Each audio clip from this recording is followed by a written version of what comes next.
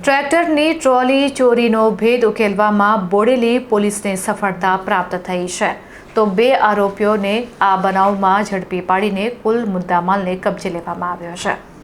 જિલ્લા પોલીસ અધિક્ષક ઇમ્તિયાઝ શેખના માર્ગદર્શનમાં જિલ્લામાં થયેલ મિલકત સંબંધી ગુનાઓ અટકાવવા તેમજ વણશોધાયેલ ગુનાઓને શોધી કાઢી અસરકારક કામગીરી કરવાની જરૂરી સૂચનાઓ આપવામાં આવી છે। જેના આધારે બોડેલી પોલીસ સ્ટેશનના માંકડી તેમજ તાંદલજા ગામેથી ટ્રેક્ટરની ટ્રોલીઓ ગણપતભાઈ બારિયાએ ચોરી કરી અને કોઈકને વેચાણ આપેલ હોવાની ચોક્કસ બાતમી મળતા વધુ તપાસ હાથ ધરવામાં આવી હતી।